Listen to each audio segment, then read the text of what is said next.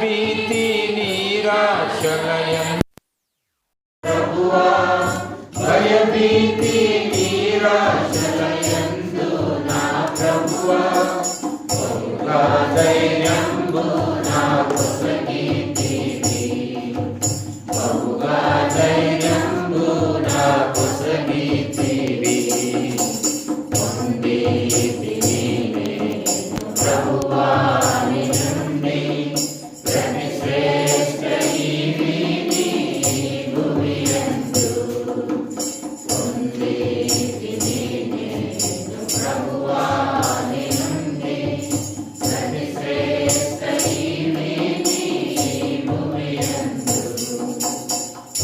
తండ్రి మహోన్నతుని దేవ అత్యున్నతమైన మీ వాత్సల్యత ప్రేమకై స్తుతిస్తూ ఆరాధిస్తూ ఉన్నాం. గత 2020 జనవరి 1వ తారీఖున నేను స్తుతిస్తూ ఆరాధిస్తూ నూతన సంవత్సరం ప్రవేశపెట్టాం. చాలా అనుకున్నట్టు మీ జీవితం 2021 సంవత్సరంలో కూడా ప్రవేశపెట్టిన మీ అత్యున్నతమైన మీ కృపా వాత్సల్యతకే వందనాలు ప్రభువా. ఈ సత్యాన్ని ఆలోచన చేసిన నన్ను మరవక ఎల్లప్పుడూ నేను జ్ఞాపకం చేసుకుంటున్నాను కారణం కదా. నన్ను జ్ఞాపకం చేసుకుంటానికి నేను అంతటి వాడిని.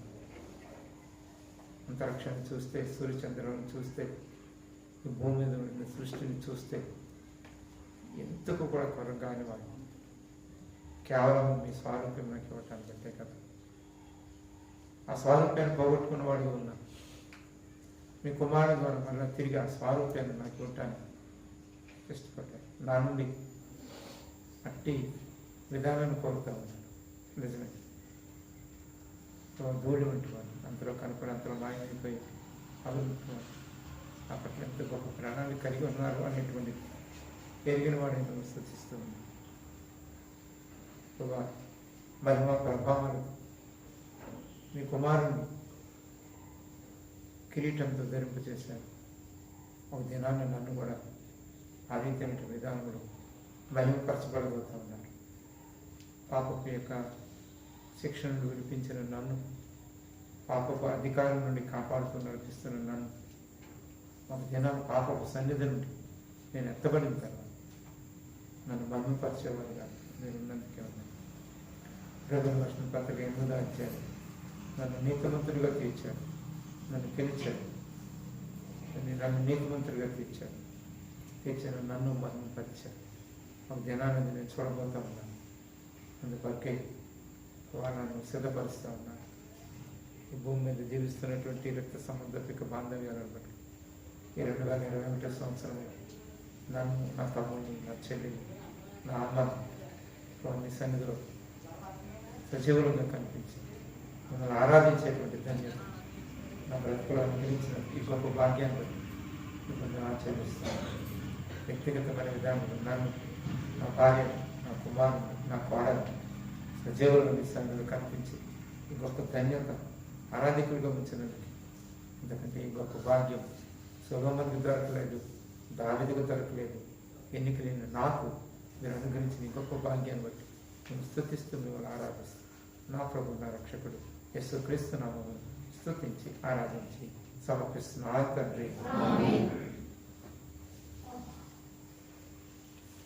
ఒకసారి లేచి నిలబడి మనం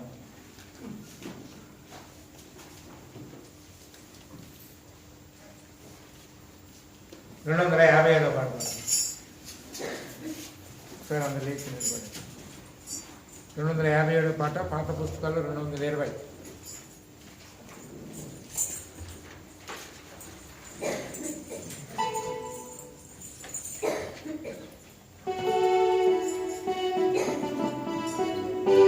లేచారు నాన్న, లేచి నిలబడినారా?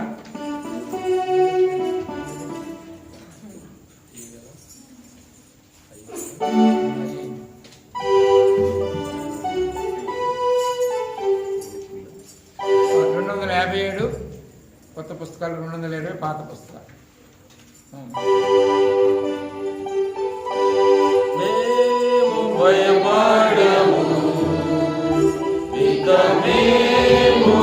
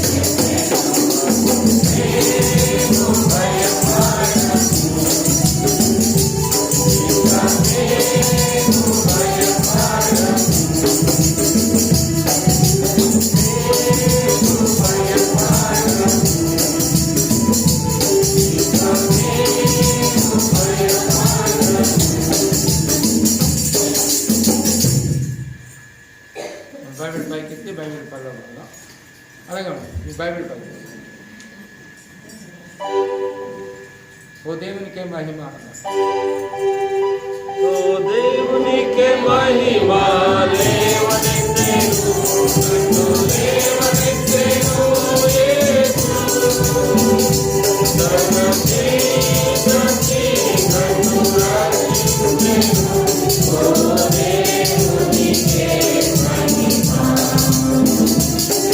యేసు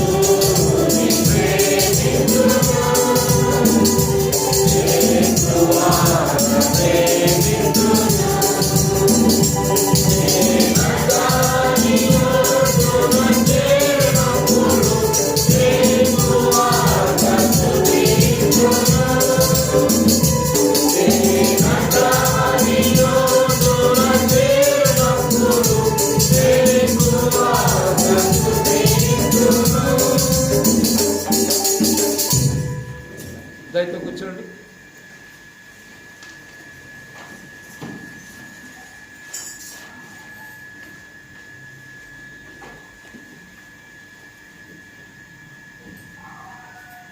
సమయంలో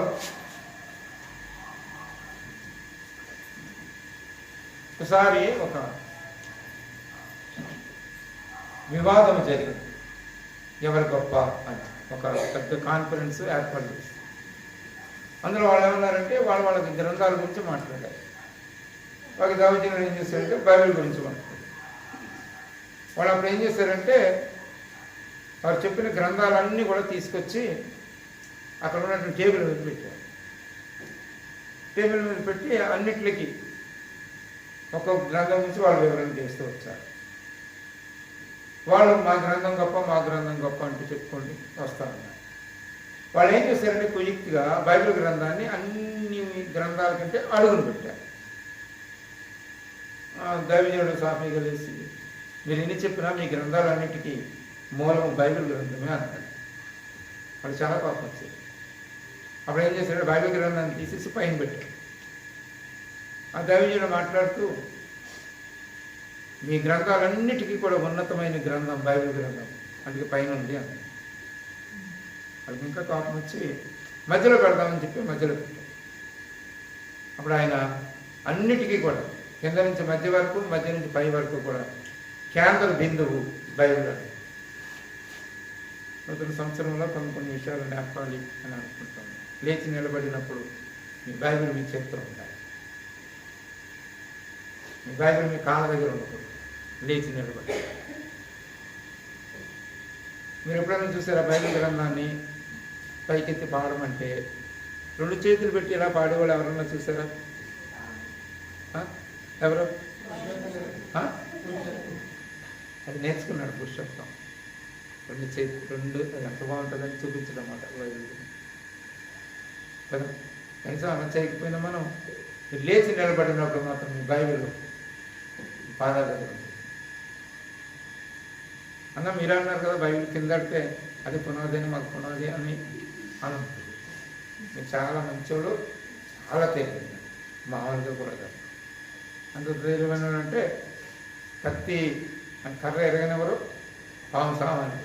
ప్రశ్న వేసామనుకోండి ఎంత మౌనంగా ఉంటారు. ఇంకా లాన్ నుంచి ఈ మాట్లాడటం అలాగే ఆ జవాబు అయితే నేనే చెప్పేది, సమాధానం పడేటువంటి విధానం ఉంటుంది, ఆయనే చెప్పుకుంటారులే అన్నట్టు ఉంటారు కదా. ఇది చాలా మంచివాడు. ఇవన్నీ ఎందుకు చెప్పానంటే కొంచెం ప్రోత్సహించబడతాయి. ఎందుకంటే నూతనమైన విధానంలో బలాలు మనం చేయగలుగుతా ఉన్నాం.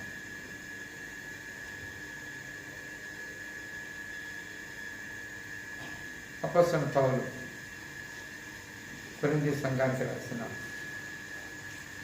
మొదటి పత్రిక, కొరింథీ సంఘానికి రాసిన మొదటి పత్రిక 11వ అధ్యాయం.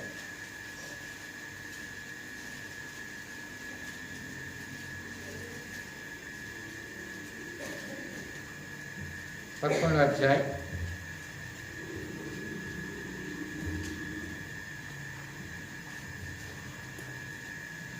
23 నుండి 25 వచ్చిన జాగ్రత్తగా చదువు.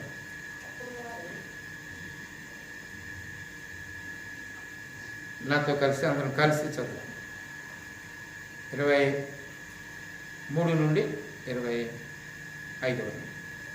నేను మీకు అప్పగించిన దానిని ప్రభు వలన పొంది ప్రభుని యేసు తాను అప్పగింపబడిన రాత్రి రొట్టెనెత్తుకుని కృతజ్ఞతాస్తుతులు చెల్లించి దానిని విరిచి ఇది మీ కొరకైనా నా శరీరమును జ్ఞాపకం చేసుకుంటే దీనిని చేయడించదు. ఆ ప్రకారమే భోజనమైన వెంబట ఆయన పాత్రను ఎత్తుకొని ఈ పాత్ర నా రక్తం అనేది కృత నిబంధన. మీరు దీనిలో త్రాగినప్పుడల్లా నన్ను జ్ఞాపకం చేసుకుంటే దీనిని చేయడించదు. 26వ వచనం అందరం కలిసి చదువుతాం. మీరు రొట్టెను తిని ఈ పాత్రను త్రాగినప్పుడల్లా ప్రభు వచ్చే వరకు ఆయన మరణమును ప్రచురించదు. ప్రార్థన. తండ్రి మీకు వందనాలు చెల్లిస్తున్నాం.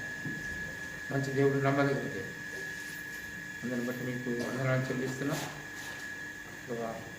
ఇప్పటి వరకు ఒప్పుకోలు ప్రార్థనలు, అదే రీతిగా ఆరాధన వర్తమానంలో ఆరాధన చేయటంలో ఎంతో చక్కటి ప్రోత్సాహాన్ని ఇచ్చారు. శ్రేష్టమైనటువంటి ఈ యొక్క బల్ల పరిచయలు పాల్పొందడానికి రాగలిగాం. మరి మేము లేఖనాలను చదువుతున్నాం. మాతో మాట్లాడాలి, మాకు సహాయం చేయండి. వందనాలు చెల్లిస్తుంది. యేసుక్రీస్తున్నాము స్తుతించి ప్రార్థించి వేడుకొంచున్నాం తండ్రి.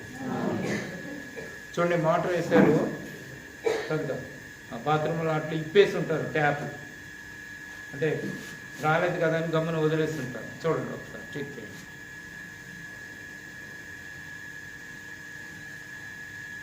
ఒకసారి అందులోకి చూడు. అంటే ఇప్పినప్పుడు నీళ్ళు రాకపోతే అలా వదిలేసిన సందర్భాలు ఉన్నాయి. అది ఎంతైనా నీళ్ళు. ఈ సమయంలో మొట్టమొదటిసారి నూతన సంవత్సరంలో ప్రభు బలలో చేయటానికి వచ్చాం. యేసు ప్రభువు పస్కా దినము రోజున పండగలో ఆయన పస్కా విందును ఆరగిస్తూ ఉన్నప్పుడు ఇక్కడ నువ్వు రొట్టె తీసుకొని ఇది నా శరీరము మీ కొరకై విరవబడుతుంది, నన్ను జ్ఞాపకం చేసుకుంటాను, నేను చేయండి అని చెప్పి. రెండోది ఆయన ఒక పాత్రను తీసుకుని ఈ పాత్రలో ఉన్నటువంటి ఈ యొక్క ద్రాక్షరసము కొత్త నిబంధనకి సూచనగా ఉన్న మీ కొరకు చిందింపబడుతున్న నా నిబంధన రక్తము నన్ను జ్ఞాపకం చేసుకుంటే దీన్ని చేయడం చెప్పి దీన్ని చేయడం చెప్పినప్పుడు ఆ రొట్టె తీసుకున్నప్పుడు ఆ ద్రాక్షరసం తాగుతున్నప్పుడు అది ప్రభు శరీరం అని, ప్రభు యొక్క రక్తం అని పోలికతో చెప్పబడిన విధానంలో దానిని మనం స్వీకరించేవాళ్ళంగా ఉంటాం. ఎందుకు ప్రభు బల అట్లా చెప్పబడింది అనేటువంటి ఆలోచన చేస్తే అది మనం ఆయన శరీరపు ఆయన రక్తానికి సాదృశ్యంగా ఉన్నటువంటి విధానాన్ని మనం తీసుకున్నప్పుడు ఆయనను జ్ఞాపకం చేసుకుని ఆయన మరణాన్ని ప్రచురించే వాళ్ళంగా ఉంటాం. అక్కడ రాయబడినటువంటి ఆ కాలము జరిగిపోయినటువంటి కాలంలో ఉంది. చూడండి, 11వ అధ్యాయం 23వ వచనం, 26వ వచనం నేను మీకు చదివించాను. మీరు రొట్టెని తిని ఈ పాత్రలోనిది త్రాగినప్పుడల్లా ఆయన ఈ పాత్రను త్రాగిన ప్రభు వచ్చే వరకు ఆయన మరణమును ప్రచురించుదురు. ప్రచురించే వాళ్ళంగా ఉంటాం తాగితే. ఎలాగా? ఆయన శరీరం అని, ఆయన రక్తం అని అది తాగటం కాదు, ఆయన జ్ఞాపకం చేసుకుంటూ దానికి సాదృశ్యమైనటువంటి ఆ రొట్టె ఆ ద్రాక్షారసంలో పాలు పొందటం అనేది. కానీ ప్రభు బల దగ్గరికి వచ్చినప్పుడు మనం దేనిని జ్ఞాపకం చేసుకోవాలి అనేటువంటిది ప్రాథమికమైన సత్యం. అది చెప్పబడిన లేఖనాన్ని ఆలోచన చేసి యేసుప్రభువు కూడా మాట చెప్పారు. లోకాలు రాసిన సువార్తలు మనం చదివితే నన్ను జ్ఞాపకం చేసుకుంటాను, దీన్ని చేయండి చేయడని చెప్పాడు. అది ఒక ఆజ్ఞాపూర్వకమైనటువంటి విధానంలో కూడా ఉంటుంది మనకి. అది నేను వచ్చే వరకు దీనిని మీరు చేయండి అని. అయితే ప్రభు బల దగ్గరికి వచ్చినప్పుడు ఆయనను జ్ఞాపకం చేసుకుంటే ఆయన నా కొరకు ఏం చేశాడు అంటే, ఎవరినైనా జ్ఞాపకం చేసుకోవాలంటే ఆయన జ్ఞాపకానికి ఉండాలి అంటే అవతల వ్యక్తి నాకేదో చేసైనా ఉండాలి, ఇచ్చైనా ఉండాలి. ప్రభు బల దగ్గరికి వచ్చినప్పుడు ఆయన ఇచ్చింది ఏంటో అనేటువంటిది జ్ఞాపకం చేసుకో. ఆయన ద్వారా నాకు దొరికింది ఏంటో అనేటువంటిది జ్ఞాపకం చేసుకో. అందుకే కదా ఆయన అన్నాడు, ప్రాముఖ్యమైన సత్యం నన్ను జ్ఞాపకం చేసుకుంటాను నీవు చేయాలి అంటే. ప్రభు బల దగ్గరికి వచ్చినప్పుడల్లా జ్ఞాపకం చేసుకుంటాం. నా కొరకు రక్తం కార్చావు, నా కొరకు ప్రాణం పెట్టావు, నా పాపాలు క్షమించావు, నాకు మారు మనసు ఇచ్చావు అని దానినే జ్ఞాపకం చేసుకోమన్నాడా. ఎబ్రిల్ రాసిన పత్రికలో గ్రంథకర్త అంటాడు, వాటిని వదిలిపెట్టేయండి అయ్యా అంటాడు. ఆ మూలోపదేశాలు వదిలేయండి అంటాడు. ఇంకెంతకాలం ప్రభు బల దగ్గరికి వచ్చినా నేను జారిపోయినా పడిపోయినా అనేటువంటి జ్ఞాపకం చేసుకుంటూ, లేకపోతే ఆయన నన్ను జ్ఞాపకం చేసుకోమన్నాడు కాబట్టి నాకు ఇచ్చిన రక్షణ, నాకు ఇచ్చినటువంటి పాప క్షమాపణ, లేకపోతే నా కొరకు ప్రాణం పెట్టాడు, రక్తం కార్చాడు అనేటువంటి అంశము అది ప్రాథమికమైనటువంటి అంశం. చాలాసార్లు మనం పునాదిని ఆలోచన చేస్తూ ఉండిపోతాం, కానీ దాని మీద కట్టబడినటువంటి కట్టడం గురించి కొంచెం కూడా మనం ఆలోచన చేయాలి.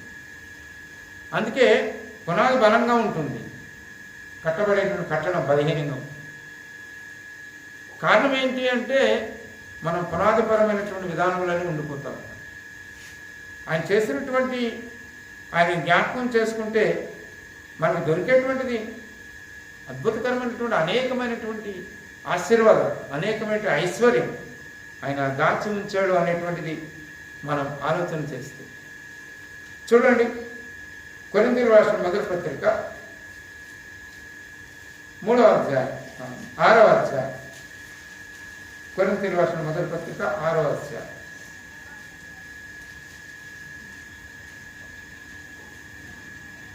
20వ వచనంలో, విలువ పెట్టి కొనబడిన వారు గనుక మీ దేహముతో దేవుణ్ణి మహింపరచు. ప్రభు బలలో చేయవేయటానికి వచ్చినప్పుడు ఆయన జ్ఞాపకం చేసుకున్నాం అనుకోండి, ఆయన ద్వారా ఆయన నా కొరకు ఏం చేశాడు అంటే నన్ను విలువ పెట్టి కొన్నాడు. ఆయన జ్ఞాపకం చేసుకుంటే నువ్వు కొనబడ్డావు అనేటువంటిది జ్ఞాపకానికే రావాలి. ఆయన విలువ చెల్లించి నన్ను కొనుక్కున్నాడు అనేటువంటిది జ్ఞాపకానికి రావాలి. విలువ పెట్టి కొన్నాడు అన్న మాట పర్చేజ్ అనే మాట వాడేది, బాట్ అనేటువంటి మాట వాడేది, BOUGH. ఆర్ లేదు. ఆ మాటకి అర్థం ఏంటంటే, కొన్నాడు అనే మాటకి అర్థం ఏంటి అంటే ఎక్కడో ఉన్నటువంటి ఒక ఆస్తిని ఆయన స్వాధీనపరుచుకున్నాడు కొనుక్కొని. ఆయన స్వాధీనపరుచుకున్నాడు కొనుక్కొని. ఈ మాట ఆలోచన చేస్తున్న ప్రభు నా పాపలను విడిపించావు, నాకు రక్తం కార్చావు అనే మాటతోటే ఆలోచన చేసి వెళ్ళిపోతాం మనం. ఆయన కొనుక్కున్నాడు. ఎక్కడో ఉంది పొలం, ఎక్కడో ఉంది స్థలం, ఎక్కడో ఉంది బిల్డింగ్, ఆయన కొనుక్కున్నాడు. కాబట్టి కొనుక్కున్నటువంటి వ్యక్తి ఏం చేసుకుంటాడు తెలుసా, దాన్ని స్వాధీనపరుచుకుంటాడు. అది ప్రభు బల దగ్గర జ్ఞాపకం చేసుకుంటే నా జీవితం నీ జీవితం కనిపిస్తుంది. వదిలిపెట్టమంటున్నాడు, మూలపడ్డలు వదిలేయండి. ఇంకెంతకాలం చూసినా ప్రభు నా కొరకు ప్రాణం పెట్టాడు. ఆరాధన అంటే ఇంకెంతకాలం చూసినా నా కొరకు ప్రాణం పెట్టాడు, నీ కుమారుడు పంపించావు. ఆ కుమారుడు పంపించినప్పుడు తన్ను తిన్నాడు కొట్టేశాడు అనేది జ్ఞాపకం చేసుకుంటావు, కానీ ఆయన నీకు ఇచ్చింది ఏంటి, ఏం పట్టుకొచ్చాడు అనేది ఎప్పుడో ఇప్పం. తాళం వేసిన పెట్టి ఇప్పం. ఎలా వచ్చింది ప్రభు నా కొరకు రక్తం కావచ్చు, ఎలా వచ్చింది రక్తం, ఆ కలవరి శిలువలో కొరలతో కొట్టాడు, అదే జ్ఞాపకం. మరి పరలోకం నుండి అదే వచ్చాడు, ఆయన దానికే వచ్చాడా, అదే ఇవ్వటానికి వచ్చాడా, తన్నులు తినడానికి వచ్చాడా, దెబ్బలు తినడానికి వచ్చాడా, రక్తం కార్చడానికి వచ్చాడు. అదేనా ప్రాథమికమైనటువంటి ఉద్దేశం? మనం అక్కడితోటి ఆగిపోతున్నాం. ప్రభు వల్ల దేవుని దాసుల ద్వారా పెట్టుబడినటువంటి విధానం ఇవాళ తప్పుడు విధానంలోకి వెళ్ళిపోయింది. భక్సింగారాలు చెప్పారు అని భక్సింగారాలు చెప్పలేదు, విన్నవాళ్ళు లేదు, చూసిన వాళ్ళు లేరు. ఇప్పుడున్నటువంటి జనాలు, ఇప్పుడున్నటువంటి దేవుని సేవకులు కూడా చూడలేదు చాలా. 11వ అధ్యాయం తీసుకుంటారు, 23 నుండి 28 వరకు చదువుతారు. అది పౌలు చెప్పిన మాటలు తీసుకొచ్చి యేసుప్రభు వారు చెప్పారు అన్నట్టుగా మాట్లాడతారు. పౌలు అవి చెప్పలేదు, యేసుప్రభు వారు అది చెప్పలేదు. నన్ను జ్ఞాపకం చేసుకుంటాను అంతే, సింపుల్. నా మరణాన్ని జ్ఞాపకం చేసుకుంటాను కూడా చెప్పలేదు. మీ కొరకు విరవబడుతున్న శరీరం, మీ కొరకు రక్తం కార్చబడుతుంది. దాన్ని జ్ఞాపకం చేసుకోండి అని కూడా అనలేదు. నన్ను జ్ఞాపకం చేసుకోండి. ఆయన నేను జ్ఞాపకం చేసుకుంటే, బాబు నేను నిన్ను కొన్నాడు అన్నప్పుడు స్వాధీనపరుచుకున్నాడు నన్ను. అందుకే ఆయన ఎంత విలువిచ్చాడో తెలుసండి. ఎప్పుడైనా మీరు ఆలోచన చేయండి. మీరు చాలాసార్లు అనుకుంటారు దేవుని కృప, అందు గురించి చెడిపోయిన నన్ను, చచ్చిపోయిన నన్ను, వాసన కొడుతున్న నన్ను కొనుక్కున్నాను. దేవుని కృప. నువ్వు కొనుక్కుంటావా? బయటకు వెళ్ళిపోయినటువంటి ఇవాళ 15 రూపాయలు ఎంతో కేజీ టమాటా వాళ్ళకి బుట్టలో పెట్టి ఉడిపోయినటువంటి బూజు పట్టేసి, అమ్మా నేను 10 రూపాయలకి ఎత్తాను తీసుకోండి అంటే, చాలా ఉన్నాయి బుట్ట నిండి అని తెస్తారా ఎవరైనా? ఎంత కొనుక్కో, మరి కృప నీకు లేదా? పోన్లే ఆ వ్యక్తి ఆడేదో వ్యాపారం చేసుకుంటున్నాడు, అవన్నీ బయట పారేయాలి, మనం కొందాంలే ఆడికి మేలు చేద్దామని ఉంటుందా? మరి దేవుడు కూడా నిన్ను అలా చెడిపోయినటువంటి అంటే చెడు వాసన కొడుతున్నటువంటి ఆ విధానాన్ని ఆలోచన చేసి కొన్నాడా? ఆయన జ్ఞాపకం చేసుకుంటే. లోకరాసిన సువార్తలో ఒక ఉపమానం ఉంది, అంటే టైము లేదు కాబట్టి.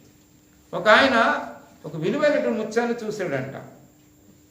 చూసి ఏం చేశాడో తెలుసా? వెళ్ళిపోయి మొత్తం అంతా తనకున్నదంతా అమ్మేసి ఆ పొలాన్ని కొనుక్కున్నాడంట. ఆ విలువైన ముత్యం ఎవరో తెలుసా?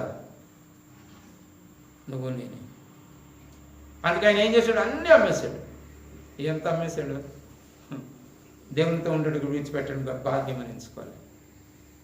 ఆయన తీసుకొచ్చి ఇప్పుడు ఏం చేశాడు? నన్ను కొనుక్కున్నాడు.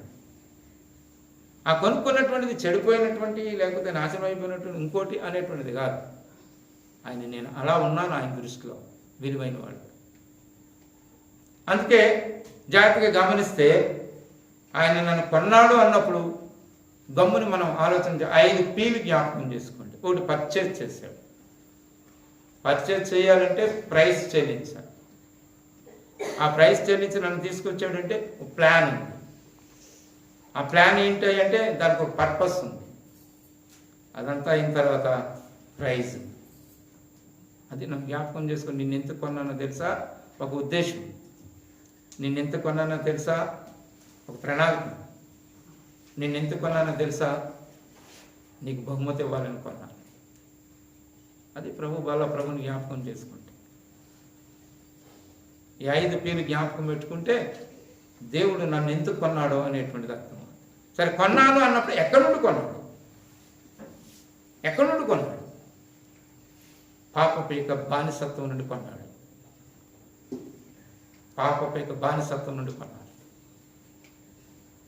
మీరు కొన్న తర్వాత ఆ కొన్న వస్తువు మీద ఎవరి అధికారం ఉంటుంది? ఎవరి హక్కు ఉంటుంది? ఆయనది ఉంటుంది, మీదే ఉంటుంది. కాబట్టి పాపపేక అధికారం నుండి, బానిసత్వం నుండి నన్ను కొన్నాడు. కాబట్టి పాపం నా మీద అధికారం చేసి బానిసత్వం చేసేటువంటి మరలా నేను అక్కడికి వెళ్ళేటువంటి విధానం ఉందండి. ఏం ఆలోచన చేస్తున్నాం మనం? ప్రభు బలలో చేస్తున్నామంటే ఏ ఆలోచనతో చేస్తున్నాం? మనం చిన్నపిల్లలం కాము. అందులో సీఎంలో ఉన్నటువంటి వాళ్ళు అసలే కాదు.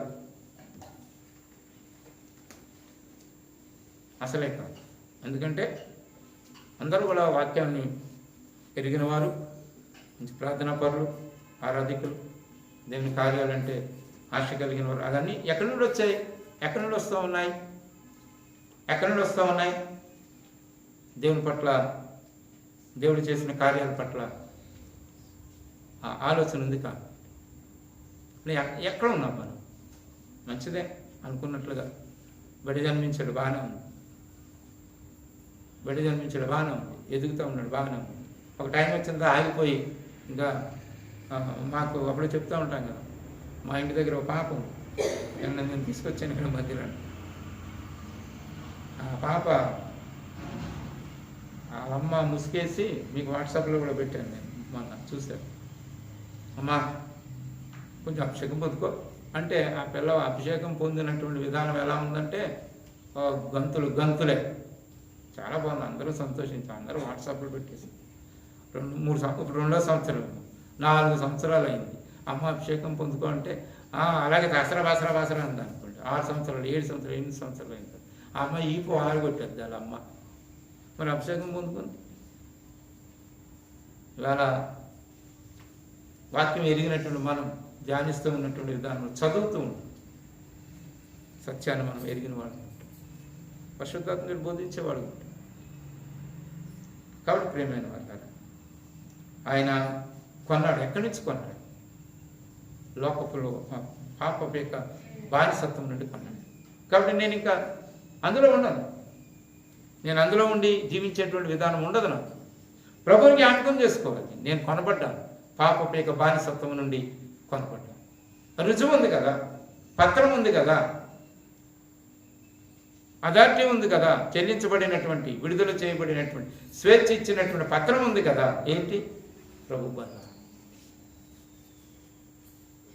ఇప్పుడు మనం ఎలాగా తయారైపోయామంటే మళ్ళీ బానిసత్వం క్రిందకి వెళ్ళి, అయ్యా నేను బానిసత్వం క్రింద ఉన్నాను, మళ్ళీ నేను ఆడు నన్ను లాక్కుపోయాడు అంటే మళ్ళీ అప్పుడు ఆయన మళ్ళీ ఇప్పుడు లోన్ చెల్లించేసిన తర్వాత మళ్ళీ లోన్ కట్టాలని వచ్చింది అనుకోండి, మీకు ఎలా ఉంటుంది?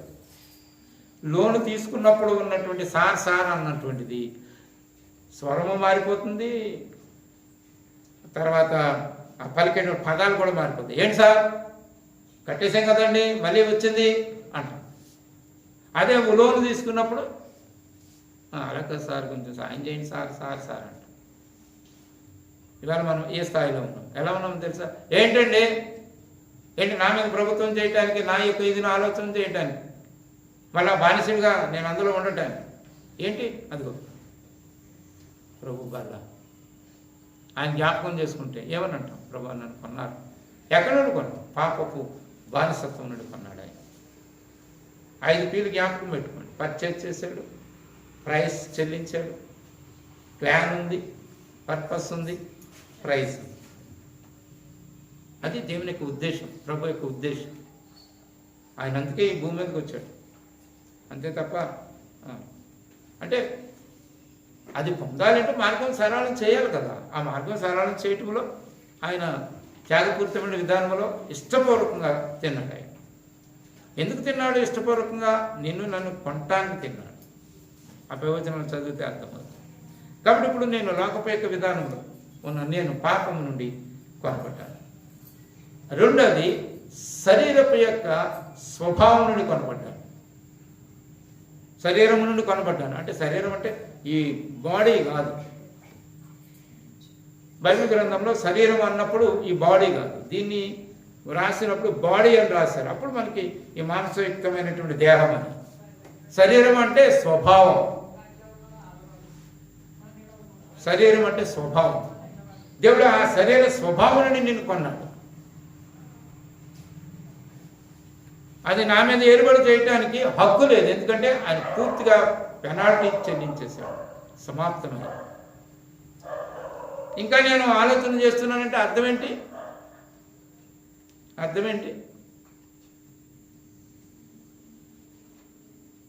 ప్రభు వల్ల ఆయన జ్ఞాపకం చేసుకుంటే శత్రువు పక్క నుంచి ఏమంటాడు? పూర్తిగా ఇవ్వలేదండి అంటే ఇంకెలా ఉన్నాడు తెలుసా? ఆయన కలవరి సెలవులు ఇంకా వేలాడుతూనే రక్తాన్ని కాలుస్తూనే ఉన్నాడు. సమాప్తమైంది అనే మాట కొన్నాను అన్నప్పుడు ఏమంటుంది? కొనాలి అంటే ఇది 100 రూపాయలండి అన్నప్పుడు ఆ 100 రూపాయలు పూర్తిగా ఇస్తేనే కానీ 50 రూపాయలు ఇస్తే ఇస్తాడా? ఇది బేరసారాలు కాదు, భలే ఉంటుంది. సిస్టర్స్ బేరాలు నిజంగా అది కరెక్టే. వాడు పట్టుకొస్తాడు 100 రూపాయలు అమ్మా ఇదంటే ఈయన అంతకు అడుగుతాడు, 50 రూపాయలు అడుగుతాడు. ఒకసారి బాధ అనిపిస్తుంది, ఏంటి 100 రూపాయలు 50 రూపాయలు కలిగిస్తాడు. పోనీ మనం ఏమైనా ఒక 10 రూపాయలు పెడదామంటే మీరు ఆయన వస్తాడని సచ్చినట్టు వాడు తిరిగి వస్తాడు, 50 రూపాయలకి ఇస్తాడు. మంచి తెలివైన వాడు కదా. సామెతలు 33.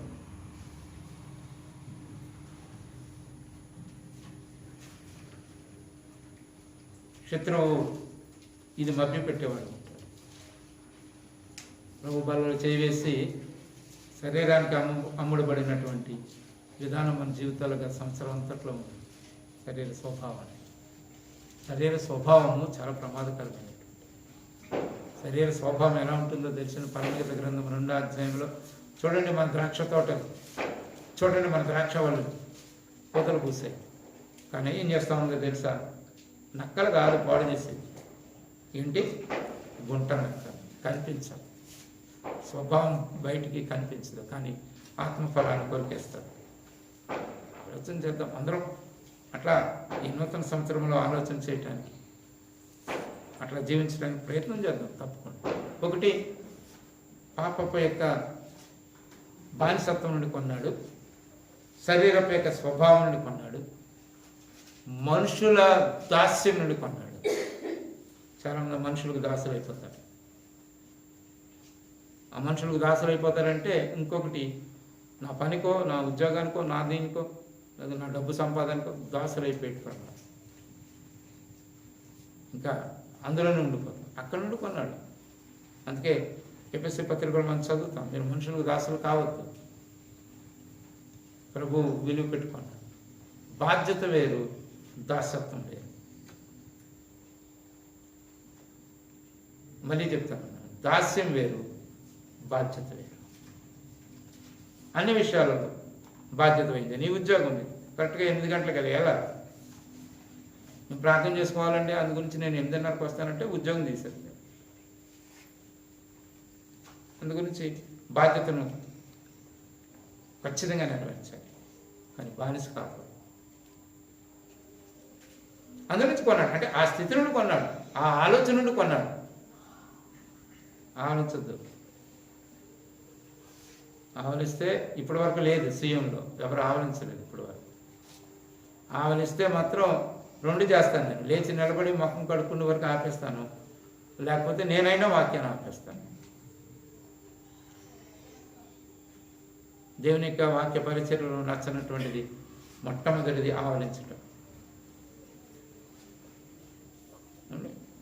మీరు ఎవరైనా సరే 365x24 కొట్టండి. ఈ పాటికి ఆన్సర్ చెప్పారు. ఉదయం 365x24. ఇప్పుడు 365x2 అంటే మళ్ళీ కలపండి, 740.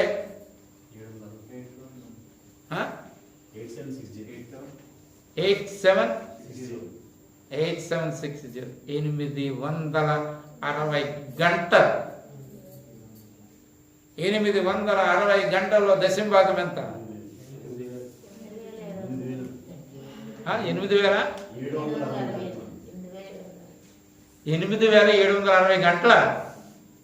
సరిగ్గా చూసారా? సంవత్సరానికి అదేనన్న 8,760 దశంభాగం. 876 గంటలు. అందులో నుండి ఎన్ని గంటలు అడిగాం? ఇప్పుడు మనం అన్యాయస్తులమే కదా, మామూలుగా కూడా భయం వస్తుంది ఇలాంటివి చదివినప్పుడు కదా. ఎందుకని? అగ్నిగంధకాలు మండే గుండంలో మొట్టమొదటి పడేవాళ్ళు ఎవరో తెలుసా? ఆ తర్వాత అలాగైతే అన్యాయస్తులు కూడా ఉన్నారు ఆ లిస్టులో. నరకానికి వెళ్ళిపోను నేను, ప్రభు నన్ను రక్షించే నరకం నుండి అంటాం. నరకానికి దారి మనమే ఆలోచన చేసుకుంటాం, అంటే అట్లా కాదు. కాబట్టి 4వది, ధర్మశాస్త్రపు యొక్క దాస్యం కొన్నాడు. లోకపు యొక్క పాపపు యొక్క దాస్యం నుండి కొన్నాడు, శరీరపు యొక్క స్వభావపు యొక్క దాస్యం నుండి కొన్నాడు. 3వది ధర్మశాస్త్రపు యొక్క దాస్యం నుండి కొన్నాడు. 3వది మనుషుల యొక్క దాస్యం నుండి కొన్నాడు. 5వది లోకం నుండి కొన్నాడు, లోకపు యొక్క దాస్యం. యోహాను రాసిన మొదటి పత్రిక 2వ అధ్యాయం మనం చదువు. లోకంలో అంతా ఏంటంట? శరీరాశ, నేత్రాశ, జీవుడు. అక్కడ నుండి కొన్నాడు. అంటే ఇవేమి మన మీద ప్రభుత్వం చేయడానికి వీల్లేదు, అవన్నీ కొనిస్తాడు. అంటే అట్లన్నిటి నుండి కొన్నాడు. అంటే సంపూర్తిగా దేవుడు నిన్ను కొన్నాడు. అందుకే అంటున్నాడు, ఏమన్నాడు? పౌలు అంటున్నాడు, మీరు విలువ పెట్టి కొనబడ్డారు, కాబట్టి దేనికి దాసులు కావాలి. నూతన సంవత్సరంలో కొంతైనా ఆలోచన చేద్దామండి. ఎవరైనా మన మీద మళ్ళీ ఆలోచన చేస్తున్నారు అనుకోండి, ఏంటి ఇచ్చేసాం కదా. అందుకే మన మీద ఆరోపణ చేయబడినటువంటి ఆ రుణపత్రాన్ని తీసుకొని దాని మీద చేయురాతను తుడిసివేసి సిలువకు మేకులతో తగిలించి, అది ప్రభు బలం. అది ప్రభు బలం.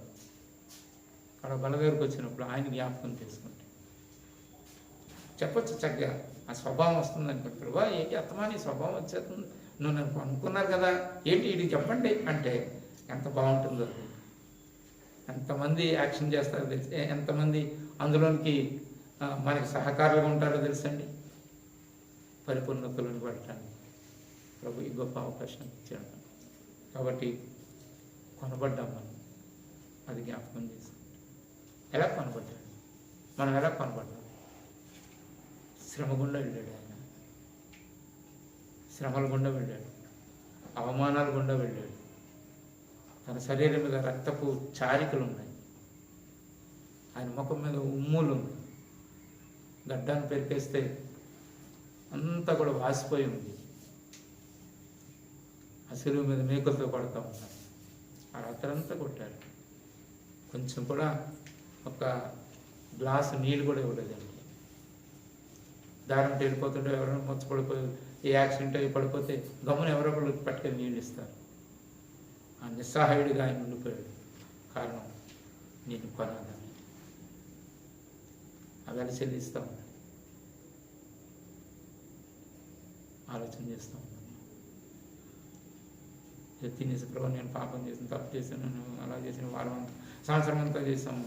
అది కాదు, ఆయన నిన్ను కొన్నప్పుడు ఆ ధర ఎలా చెల్లించాడు, ఆయన ఎలా చెల్లించాడు. ఆయన ఉన్నప్పుడు వాళ్ళు వచ్చారు, మీ సారు ఇది కట్టడా, ఏంటి ట్యాక్స్ కట్టడా అన్నారు. సంకలం చెల్లించాడు. అప్పుడు ఏమన్నాడు ఆయన, పేతురు వెళ్ళి చేప పట్టు, అందులో 2 నాణ్యం వస్తుంది, నీకు నాకు కట్టే. అలా చేయడా ఆయన మనం కొనాలంటే? నేను కొనటానికి ఆయన దిగొచ్చాడు. శరీరధారిగా భూమి మీద 33.5 సంవత్సరాలు జీవించాడు. వెళ్ళిన చోటల్లా ఆయన తిడితేనే వచ్చారు, కొట్టడానికి ఆలోచన చేశారు. ఆఖరి ఓ రోజున దొరికేశాడు ఆయన గెత్సెమనే తోటలో. కొట్టినోడు కొట్టినట్టే కొట్టారు. ఎందుకో తెలుసా? నీకు వెల చెల్లించాలంటే చూడండి, అందుకే మనం డ్రెస్ కొంటాకి వెళ్ళాం, మీ కూతురికి డ్రెస్ కొంటాకి వెళ్ళారు. లేకపోతే ఆదిత్య రోహిత్ కొంటాకి వెళ్ళారు వాళ్ళ మామయ్య. చెప్పాడు 200 అన్నాడు. 200 అంటే 250 అన్నాడు. ఆయన దగ్గర 200 ఉన్నాయి. డ్రెస్ కొనాలి కాబట్టి ఇప్పుడు ఆయన టార్గెట్ అంతా ఎక్కడికి వెళ్తుందో తెలుసా? అతనితో బేరమాడుతున్నప్పుడు ఎక్కడికి వెళ్తుంది? 200కి ఇస్తామని బేరమాడతాడు. లేదయ్యా ఆఖరికి అతను మెత్తపడుతున్నా దగ్గర ఉన్న 200 అనే పరిస్థితి తీసి చూపిస్తాం. ఆ దగ్గర 10 రూపాయల మూలం ఉందనుకోండి, ఇంకేమైనా ఉందా మనం మొత్తం అన్ని అడుగుతారు. ఎక్కడో తిప్పినా 10 రూపాయలు 25 రూపాయలు ఇంకో 10 రూపాయలు ఉంది తప్ప. నేను కొనటానికి దేవునితో ఉండుట విడిచిపెట్టకుండా నేను భాగ్యం ఎంచుకుంటా సమస్తాన్ని వదిలిపెట్టి భూమి మీదకి వచ్చాడు. రాత్రంతా కొట్టారు. సరిపోదా? ఇంకా కొట్టండి అన్నారు. సరిపోదా? మొక్క మీద ఒక గొడ్డ వేశారు, కొట్టారు. నేను కొట్టినాడు ఎవరు చెప్పు అన్నారు. అది కూడా కావాలా? నీ కొరకు, నా కొరకు. ఎందుకు ప్రయాసపడ్డాడు? కొనుక్కో. ఎందుకు కొనుక్కున్నాడు? ఉద్దేశం. ఆ ఉద్దేశం ప్రభుకి నీకే తెలుస్తుంది. ఆ ఉద్దేశం ప్రభుకి నాకే తెలుస్తుంది. బహుమతి ఇవ్వబోతూ ఉన్నాడు. ఆ బహుమతి నీకు ప్రభుకి తెలుస్తుంది, నాకు ప్రభుకి తెలుస్తుంది. అందుకే పౌలు వెళ్ళిపోతున్నప్పుడు దాన్ని రివీల్ చేశాడు. ఆలోచించేద్దాం ప్రియమైన వాళ్ళు. ప్రభు బలగారికి వచ్చినప్పుడు నూతన సంవత్సరం ప్రభు మీరు నన్ను కొన్నారు, మీకు కొన్నారు. ఎక్కడ నుండి కొన్నాడు? 5 విషయాలు చెప్పాను. కాబట్టి వాటికి బానిసలుగా దాస్యులుగా ఉండటానికి వీలు లేకుండా కొనేసాడు. ఆ కొన్నటువంటి దాన్ని మనం స్వాధీనపరచుకుని ఆ అభ్యాసం చేస్తూ ఈ నూతన సంవత్సరంలో ఒక నూతనమైనటువంటి వాళ్ళగా సాగటానికి మా గురించి ప్రార్థన చేస్తాం. తండ్రి మీకు వందనాలు చెల్లిస్తాను. ప్రభు మిమ్మల్ని జ్ఞాపకం చేసుకుంటే నన్ను కొనుక్కున్నారు. ఆ కొనబడినటువంటి విధానం ఒక నూతన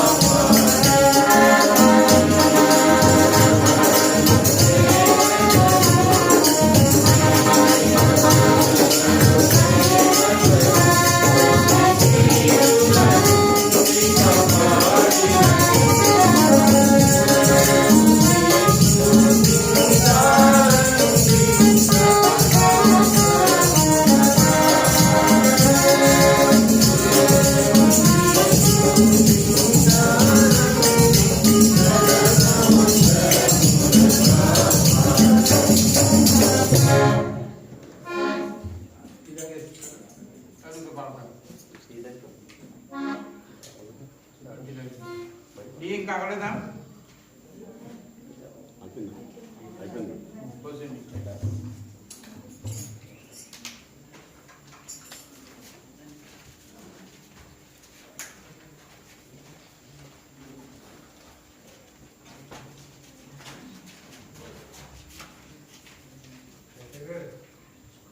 తినేసారా?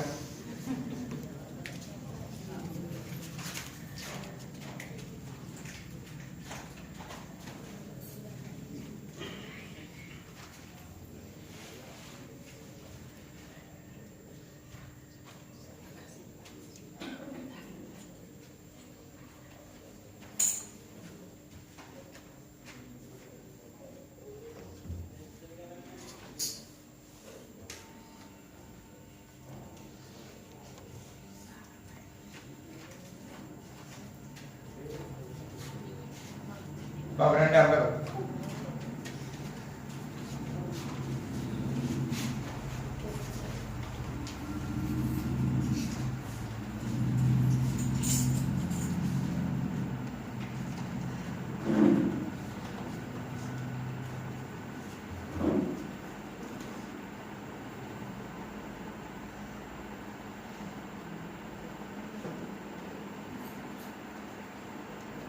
ఐదు 533 పాట,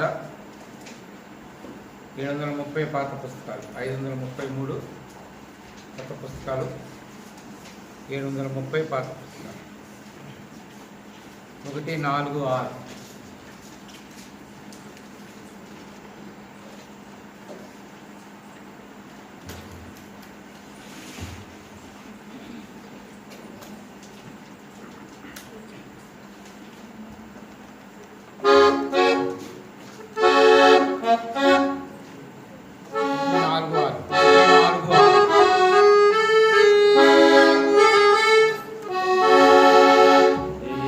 Yesu mana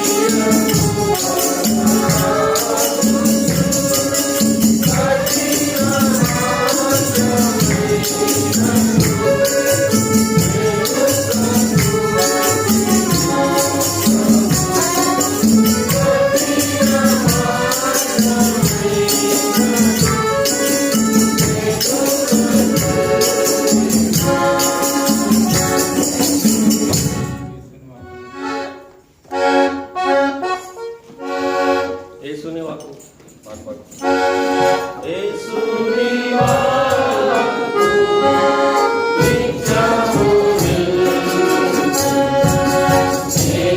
వారి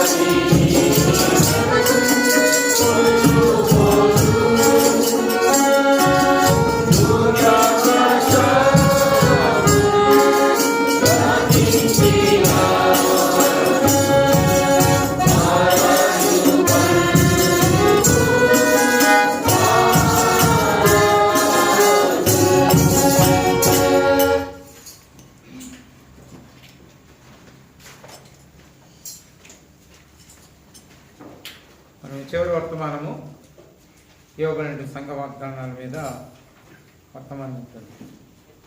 మత్స్యం గారి యొక్క పరిచర్యలో దేవుని దాసునికి ఇచ్చిన దర్శనం ఏమిటి అంటే సార్వత్రిక సంఘం ఈ సంవత్సరం అంతా ఎట్లా ఉండాలి అనేటువంటి విధానంలో ప్రార్థన చేసి 3 మాటలు 3 వాగ్దానాలు ఇచ్చేవారు.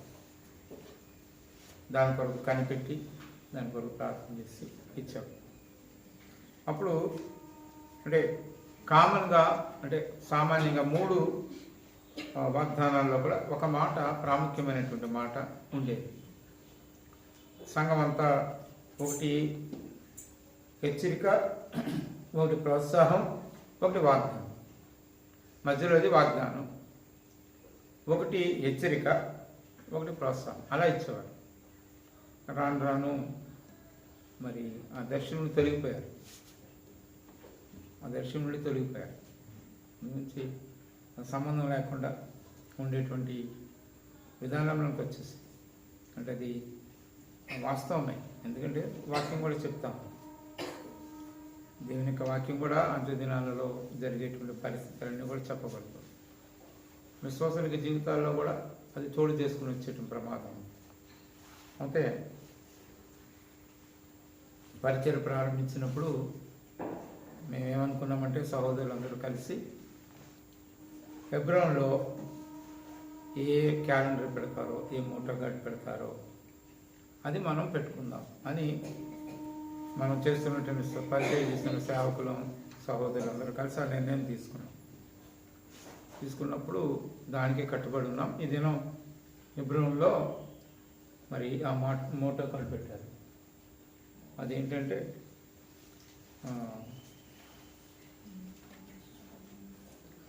అతడు నన్ను ప్రేమించుతున్నాడు కనుక నేను అతను తప్పించదు. నన్ను ప్రేమించి నా కొరకు తాను అప్పగించుకున్న దేవుని కుమారుడు. గలితీ 2:20.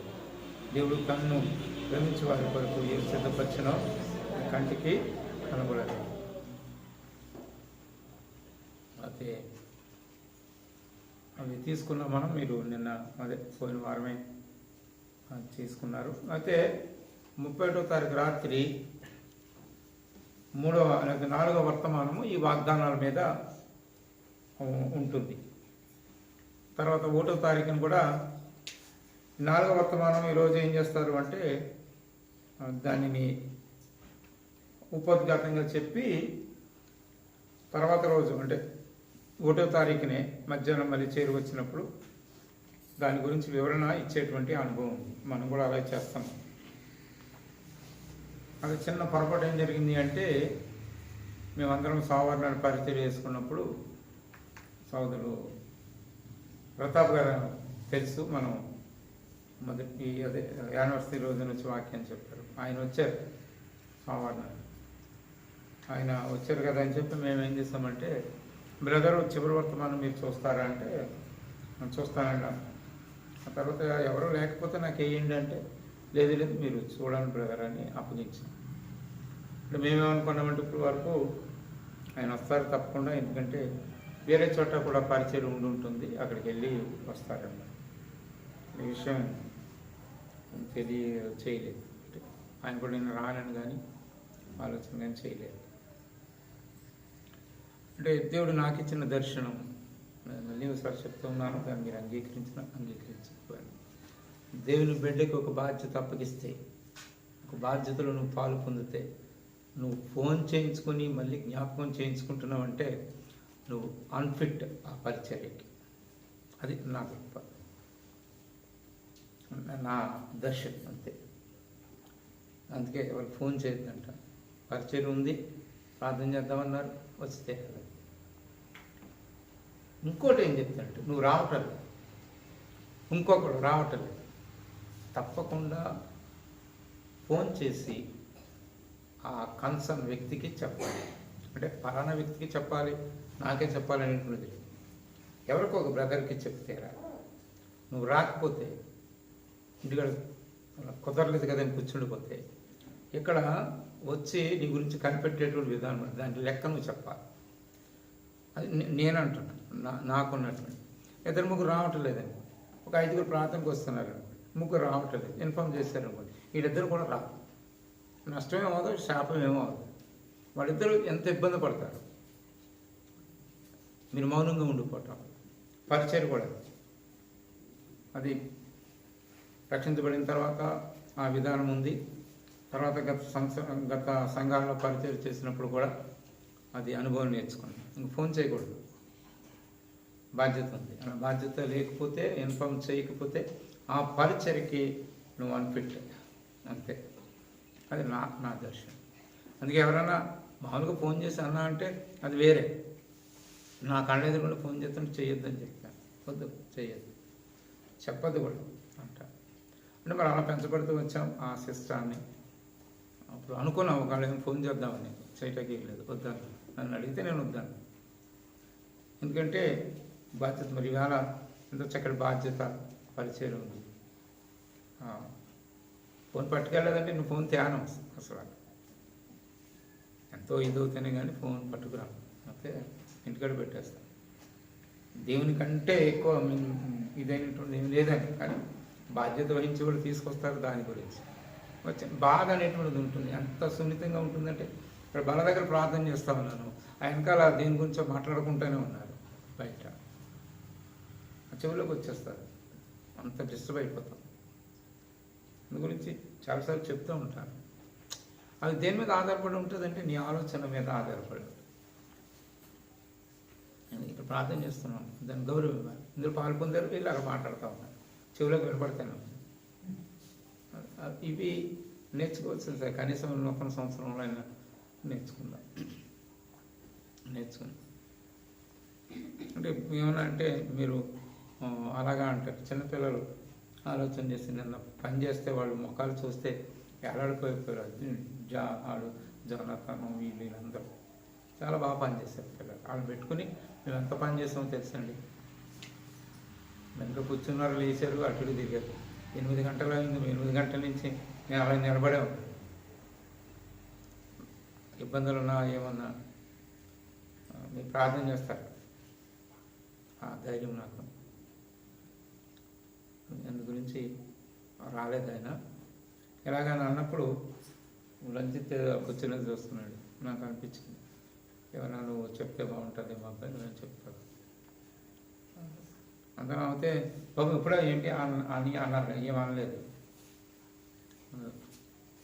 కొన్ని మాటలు ఈ వాగ్దానాలు గురించుకుందాం.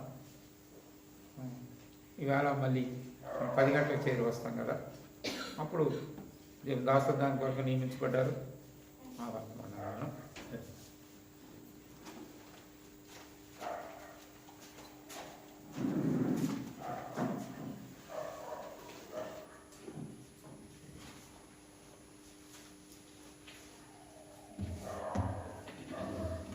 ప్రార్థన చేసుకుందాం. ప్రేమగల మా పర్లోక తండ్రి, కృపగలిగిన ప్రభావ, ఈ కాల సమయంలో మీరు ఇచ్చిన మంచి సమయాన్ని బట్టి వందనాలు చెల్లిస్తున్నాం ప్రభావ. రాత్రి అంతా కొంచెం ప్రభావ మరి వచ్చిన వాతావరణాన్ని మేము అనుభవించగలిగాము. ఈ యొక్క పరిచయంలో కూడా మీరు తోడును అనుగ్రహించుకొని అడుగుతున్నాం ప్రభావ. ముఖ్యంగా నిలబడుతున్న నన్ను ప్రభావ మరి మరుగుపరిచి మీ యొక్క మాటలు ప్రభావ మీరు అనుగ్రహించమని అడుగుతున్నాం ప్రభావ. మీ యొక్క ప్రజలు వట్టిగా ప్రభావ మరి వెళ్ళిపోకుండా వారి హృదయాన్ని తాకడానికి ఏదో ఒక మాటను ప్రభావ మరి మీరు అనుగ్రహించుకోండి. అయితే ఈ యొక్క నూతనమైన అనుభవాన్ని నాకు అనుగ్రహించడానికి వందనాలు చెల్లించుకుంటూ యేసుక్రీస్తు వారి నామంలో ప్రార్థన అడిగి వేడుకుంటున్నాను. నూతన సంవత్సరంలో ఇది ఒక నూతనమైన అనుభవం నాకు. ఇంతకుముందు ఎప్పుడు కూడా ఇలాగా సడన్గా చెప్పి వర్తమానానికి నిలబడింది ఎప్పుడూ లేదు. మరి ఎందుకో దేవుడు అవకాశాన్ని ఇచ్చాడు. అయితే ఈ యొక్క 2021 సంఘ వాగ్దానాన్ని మనం ఇంగ్లీష్లో ఏమంటామండి? తెలుగులో సార్వత్రిక సంఘ వాగ్దానం అంటాం, ఇంగ్లీష్లో ఏమంటాం మనం? జనరల్గా దీన్ని ఏమని పిలుస్తున్నాం మనం? మోటో కార్డ్ అంటాం. వాగ్దానానికి తెలుగులో వాగ్దానం అని అంటున్నాం, ఇంగ్లీష్లో మోటో కార్డ్ అంటున్నాం. ఏంటి డిఫరెన్స్?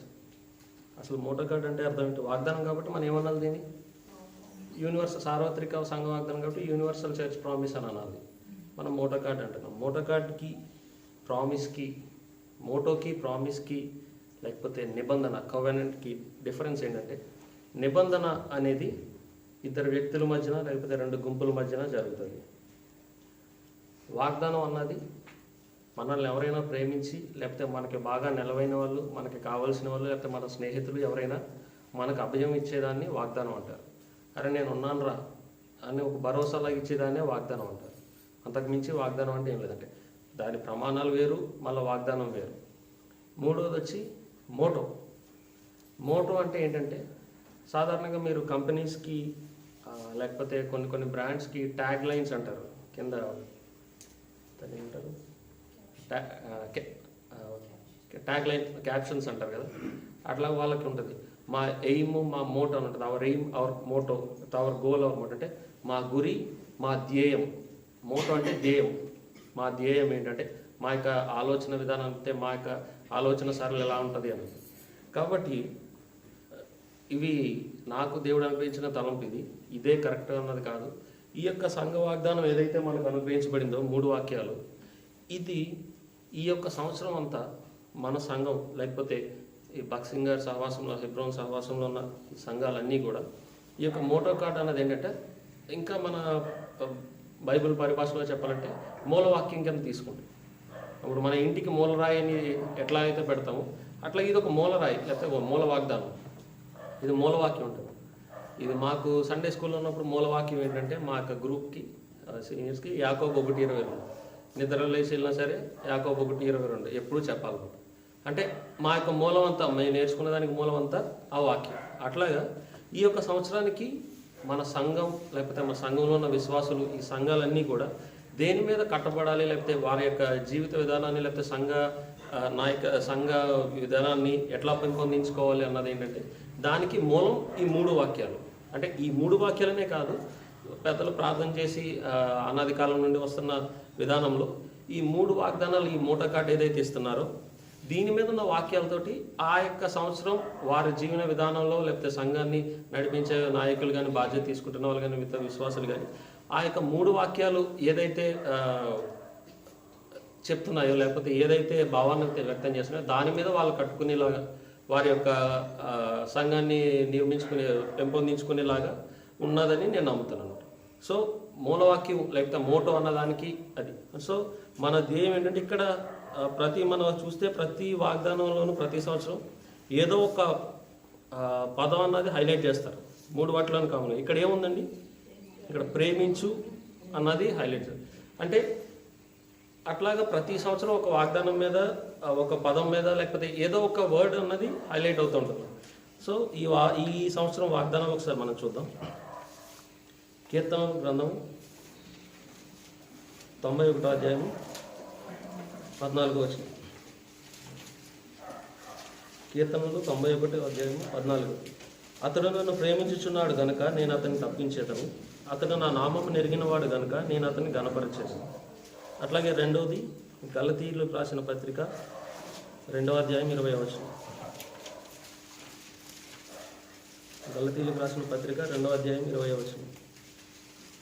మధ్యలో నుండి ఉందండి, అక్కడ ఏముంది అదే చదువు. నన్ను ప్రేమించి నా కొరకు తన్ను తాను అప్పగించుకున్న దేవుని కుమారుడు. మూడవదిగా చూస్తే 1 కొరింథీ 2:9. కొరింథీయులకు రాసిన మొదటి పత్రిక 2వ అధ్యాయం 9వ వచనంలో దేవుడు తన్ను ప్రేమించే వారి కొరకు ఏం సిద్ధపరిచినో అవి కంటికి కనపడదు. ఇందాకే చెప్పారు కదండి, రాను రాను సంఘ వాగ్దానాలు ఎట్టి రీతిగా అవి వస్తున్నాయో అని అన్నది. అది దానిలోకి వెళ్ళకపోయే ముందు ఈ యొక్క 3 వాక్యాలని జాగ్రత్తగా గమనిస్తే నేను ఈ సంవత్సరం వాగ్దానాలు కూడా జస్ట్ మామూలుగా చూశాను. కానీ ఇందాక పరిచర్య గురించి మాట్లాడినప్పుడు ఒక గంట క్రితం అప్పుడే నేను వాగ్దానాలు చూసినప్పుడు నాకు ఈ 3 వచనాల్లోనూ నాకు 3 తలంపులు దేవుడు ఇచ్చారు. ఏంటంటే మొదటి దానిలో అతడు నన్ను ప్రేమించుచున్నాడు కనుక నేను అతన్ని తప్పించేదను. ఎవరు తప్పిస్తున్నారు? దేవుడు. అంటే అది పాత నిబంధన గ్రంథంలో ఉన్న విధానంలో అక్కడ మనకు ప్రత్యక్షపరచబడిన దేవుడు ఎవరండి? తండ్రి అయిన దేవుడు. తండ్రి అయిన దేవుడు తప్పిస్తారని. రెండోది, నన్ను ప్రేమించి నా కొరకు తన్ను తాను అప్పగించుకున్న దేవుని కుమారుడు. అంటే దేవుని కుమారుడు ఎవరండి? యేసుక్రీస్తు ప్రభువు. అంటే కుమారుడిగా అక్కడ ప్రత్యక్షపరచు. మూడో దానిలో దేవుడు తన్ను ప్రేమించే వారి కొరకు ఏవి సిద్ధపరిచినా అవి కంటికి కనపడలేదు అని వాక్యం ఉంది. దాని కిందకు వెళ్తే అక్కడ పరిశుద్ధాత్మ దేవుని గురించి ఉంటుంది. అంటే ఈ 3 వాక్యాలను మనం చూసుకుంటే 3 విధానాల్లోనూ ప్రత్యక్షపరచబడుతున్న విధానం మనకు కనిపిస్తుంది. అంతేకాకుండా ఆ 3 జాగ్రత్తగా గమనిస్తే ఇంకొకటి ఏం కనిపిస్తుంది అంటే అతడు నన్ను ప్రేమించున్నాడు కనుక నేను అతన్ని తప్పించదు. అంటే ఆయన నన్ను తప్పిస్తాడు, లేకపోతే ఆయన నన్ను సంరక్షిస్తాడు. అంటే అదేం చూపిస్తుందంటే ఉన్న పరిస్థితులన్నిటి మీద కూడా ఆయన యొక్క అధికారం కనిపిస్తుంది. అంతే కదండి. ఇప్పుడు నేను ఎవరికైనా నేను తప్పిస్తాను నిన్ను అని అన్నానంటే నాకు ఆ పరిస్థితి ఏదైతే ఉందో దాని మీద నాకు గ్రిప్ ఉంది, లేకపోతే నాకు దాని మీద పట్టు ఉంది. కాబట్టి నేను మిమ్మల్ని బయటకు తీస్తాను.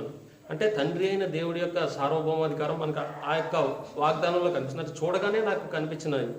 రెండో దానిలో నన్ను ప్రేమించి నా కొరకు తన్ను తాను అప్పగించుకున్న దేవుని కుమారుడు. అంటే అది దేవుని కుమారుడు మన పట్ల కలిగిన ప్రేమ. అంతేకాకుండా ప్రేమించిన వారి పట్ల ఆయన ఎట్లాంటి తర్వాత దాన్ని మనం చూస్తే ప్రేమించిన దేవుని కుమారుడు అప్పగించుకున్న దాని కింద ఏమని ఉంటుందంటే విశ్వాసం వల్ల జీవించవలేను అని ఉంటుంది. అంటే ఆయన మనల్ని ట్రైనప్ చేస్తున్నాడు. మొదటి దాంట్లో తండ్రి యొక్క డిసిప్లిన్ లేకపోతే శిక్షణ కనిపిస్తుంది. రెండవ దాంట్లో ఆయన యొక్క ట్రైనింగ్ కనిపిస్తుంది. మూడో దాంట్లో అది మనం కిందకు వెళ్తే కొరింథీయులకు రాసిన పత్రిక 2వ అధ్యాయం కిందకు వెళ్తే పరిశుద్ధాత్మ దేవుని యొక్క ప్రత్యక్షత మనకు లభించింది అని చెప్పుకుంటుంది. అంటే ఒక కౌన్సిలర్గా, అంటే ఇద్దరి మధ్యన సంభాషణ జరిగింది. అంటే మనం ఎటైనా వెళ్ళిపోతున్నప్పుడు లేకపోతే ఏదైనా తప్పిపోతున్నప్పుడు ఆయన మనకు గైడెన్స్ ఇచ్చే విధానంలో ఆ 3 కనిపిస్తున్నాయి. ఎందుకు మొదటిది డిసిప్లిన్ అని ఎందుకన్నానంటే అతడు నన్ను ప్రేమించుచున్నాడు కనుక నేను అతన్ని తప్పించేది. ఆయన తప్పించిన విధానంలో తర్వాత చూస్తే ఏముంటుందంటే నేను వారిని శిక్షించేదను, ప్రేమించిన వాళ్ళని ఏం చేస్తాడండి, శిక్షించేదను అని కూడా ఉంటుంది ఆ తర్వాత వచనాల్లో చూస్తే. అట్లాగా ఈ 3 వాక్యాలను చూస్తే కీర్తనలతో మొదటిది చూద్దాం. 91వ అధ్యాయం మొదటి నుండి చదివితే జాగ్రత్తగా గమనిస్తే ఆ యొక్క అధ్యాయంలో ఏముంటుందంటే మొదటి 2 వచనాలు ఆ కీర్తనకారుడు చెప్తున్నాడు. ఏమని? మహోన్నతుని చాటును నివసించేవాడే సర్వశక్తిని నీడను విశ్రమించేవాడు, ఆయనే నాకు ఆశ్రయము, నా కోట, నేను నమ్ముకున్న నా దేవుడని నేను యెహోవాను గురించి చెప్పుచున్నాను. అంటే ఆయన యెహోవాను గురించి చెప్పుచున్నాడు ఆ కీర్తన. ఆ తర్వాత 3, 4, 5, 6, 7, 8, 9 అట్లా 10, 13 వచనాల దాకా ఆ కీర్తనకారుడే చెప్తున్నాడు. ఎవరి గురించి? యెహోవా గురించి చెప్తున్నానని చెప్పి, నువ్వు ఇలా ఉంటే దేవుడు ఎలా చేస్తాడు, ఎలాగ అని చెప్పి ఆ వచనాలన్నీ ఉంటాయి. చివరికి 14వ వచనంలో చూస్తే అక్కడ కీర్తనకారుడు చెప్పట్లేదు ఆ మాట. ఎవరు చెప్తున్నారండి? అతడు నన్ను ప్రేమించున్నాడు కనుక నేను అతన్ని తప్పించేది. ఇప్పుడు ఒక కీర్తనకారుడు ఆ మాట చెప్పలేడు కదా. లేకపోతే ఆ కీర్తన రాసింది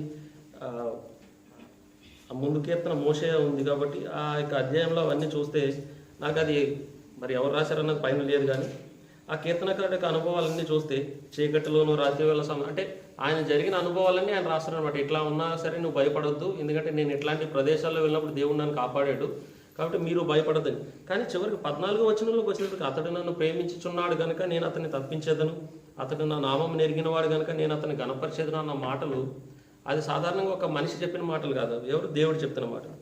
సరే, ఎవరిని ప్రేమిస్తున్నాడు లేకపోతే ఎందుకు వాళ్ళని తప్పిస్తా అన్నాడంటే, ఈ ప్రేమించిన వ్యక్తి ఏం చేశాడంటే దేవుణ్ణి ఆయనకు ఆశ్రయంగా చేసుకున్నాడు. ఆయన మహోన్నతుని చాటును నివసిస్తున్నవాడు అని చెప్తున్నాడు అన్నమాట దేవుడు. అట్లాగా దేవుడు నన్ను ఎవరైతే ఆశ్రయంగా చేసుకుని నన్ను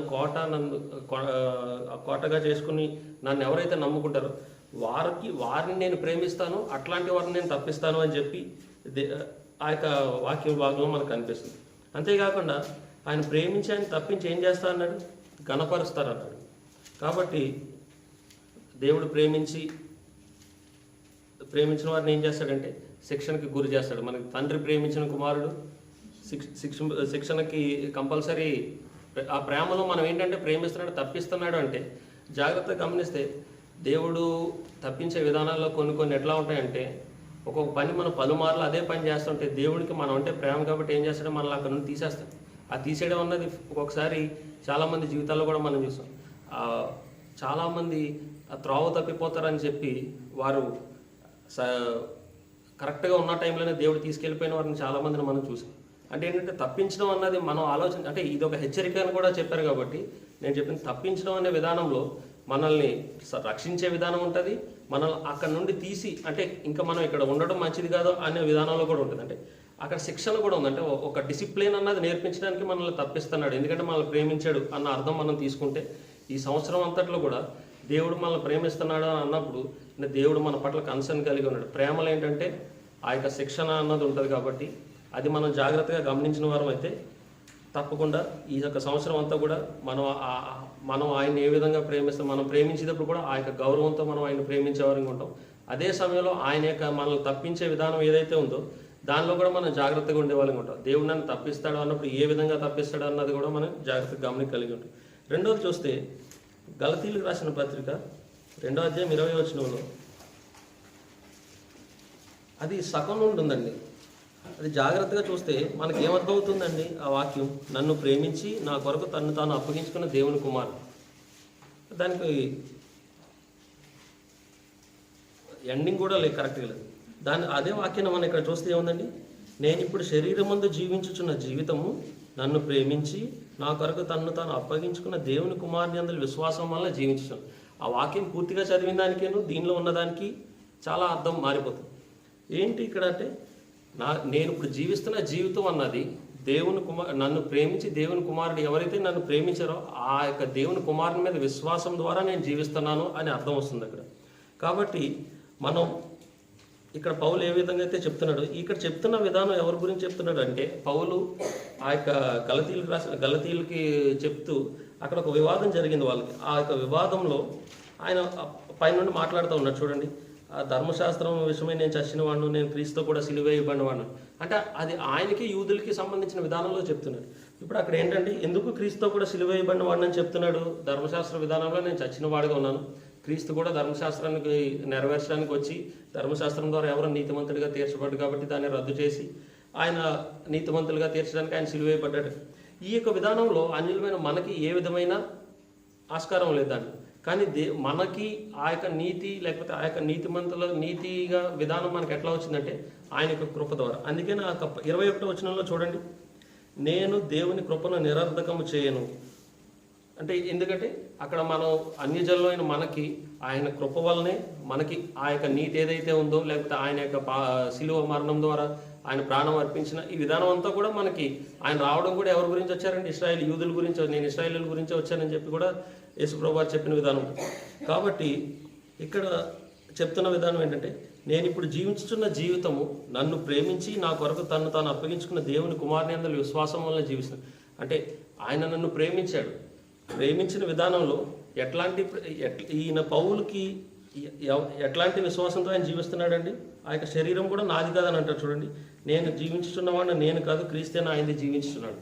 నేను ఇప్పుడు జీవిస్తున్న జీవితం అంట ఆయన ఎవరి మీద ప్రేమ కలిగి ఉన్నాడంటే, ఏ దేవుడైతే ఏ దేవుని కుమారుడైతే తను తాను నా కొరకు అర్పించుకున్నాడో ఆ యొక్క దేవుని మీద ఆ యొక్క దేవుని నేను ప్రేమించి ఆయన యందలి విశ్వాసం.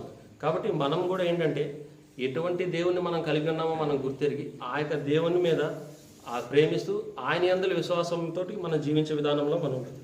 మూడవదిగా చూస్తే, ఎందుకంటే ఈ యొక్క 3 విషయాల గురించి రేపు ఈవేళ మరలా విపులంగా మెసేజ్ చెప్తారు కాబట్టి నేను క్లుప్తంగా చెప్తాను. కొరింథీయులకు రాసిన మొదటి పత్రిక 2వ అధ్యాయం 9వ వచనం.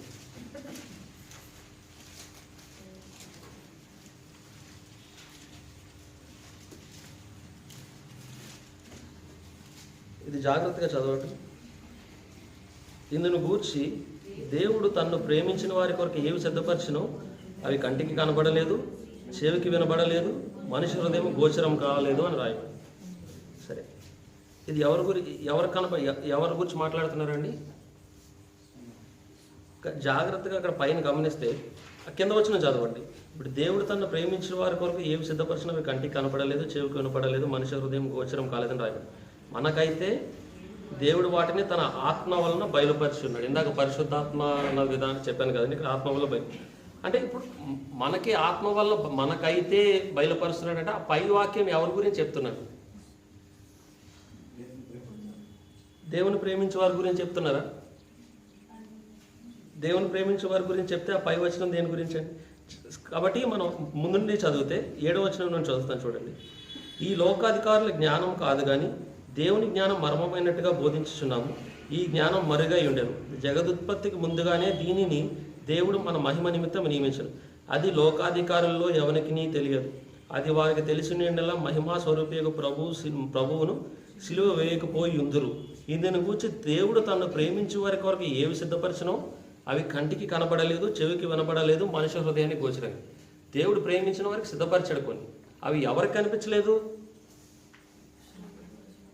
ఆ పైన ఎవరికైతే లోకాధికారులు ఎవరైతే ఆయన మహిమను అడ్డగించాలని చూసారో వాళ్ళకి కనిపించలేదు. ఇది మనకి కాదు. ఎందుకంటే ఆ వచనం చెప్పిన తర్వాత కింద వచనంలో ఏమైనా ఉందండి? మనకైతే. పై వచనంలో మీకు కనిపించదు అంటే కింద వచనంలో మనకైతే అని ఉండదు కదా. ఇక్కడ ఏది మనం ముఖ్యంగా తీసుకోవాలంటే దేవుడు తనను ప్రేమించిన వారి కొరకు ఏం సిద్ధపరిచాడు అంటే ఆ కింద ఇచ్చాడు చూడండి. మనకైతే దేవుడు తన ఆత్మ వలన బయలుపరిచి ఉన్నాడు. ఏంటి బయలుపరిచాడు? ఆత్మ వలన. ఆ ఆత్మ యొక్క ప్రత్యక్షతను మనకు అనుగ్రహించాడు. ఆ ఆత్మ మనల్ని నడిపిస్తూ ఉంది, మనల్ని గైడ్ చేస్తూ ఉంది, ఆదరణకర్తగా ఉంది, కంఫర్టర్గా ఉంది. మన ప్రతి విధానంలోనూ మన దైనందిన జీవితంలో మనం వెళ్ళే ప్రతి పరిస్థితులను మనల్ని హెచ్చరిస్తూ, మనల్ని నడిపిస్తూ, మనతో ముచ్చటిస్తూ మనకి ఒక ఆదరణగా దేవుడితో పరిశుద్ధాత్మను అనుగ్రహించి ఉన్నాడు. కాబట్టి జాగ్రత్తగా మనం ఆ యొక్క వచనాలన్నీ మనం చదువుతూ ఉంటే దేవుడు తనను ప్రేమించిన వారికి ఏం సిద్ధపరిచాడంట?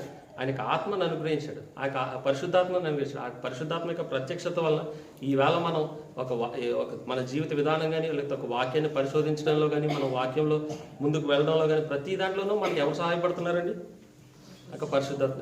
కాబట్టి ఈ విధానంలో ఈ యొక్క సంవత్సరం అంతా కూడా ఈ ఇచ్చిన ఈ వాగ్దానంలో ఏదైతే హెచ్చరిక ఉంది కదండి, దేవుడిని అతడు నన్ను ప్రేమించడం, మనం దేవుని ప్రేమించే విధానంలో ఎట్టి రీతిగా ప్రేమించాలో ఆ ప్రేమించినప్పుడు ఆయన ఎట్టి రీతిగా తప్పిస్తాడో అన్నది గుర్తెరగాలంటే, తప్పించడం అంటే ఆయనకు ఆలోచన ఏంటంటే మన పట్ల కన్సర్న్ కలిగి ఉన్నాడు అన్న ఆలోచన మనం కలిగి ఉన్నప్పుడు ఏంటంటే మనం జాగ్రత్తగా ఉంటాం ఆయన సన్నిధిలో.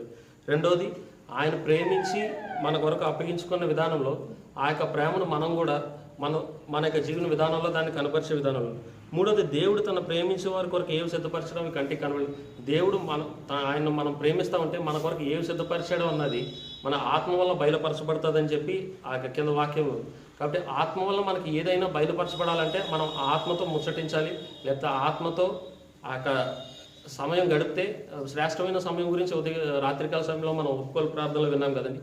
ఆ యొక్క శ్రేష్టమైన సమయాన్ని మనం ఆ ఆత్మకి లేకపోతే ఆ వాక్య దేవుడికి ఇస్తే అప్పుడు ఆయన ఏదైతే బయలుపరచాలనుకుంటున్నాడో అది తప్పక మనకు బయలుపరిచేవాడికి ఉంటాం. కాబట్టి ఈ సంవత్సరం అంతా కూడా ఈ యొక్క మోటోతోటి ఇదే మన ధ్యేయంగా పెట్టుకొని మనకి జీవితంలో ముందుకు కొనసాగి దేవుడి మాటలు.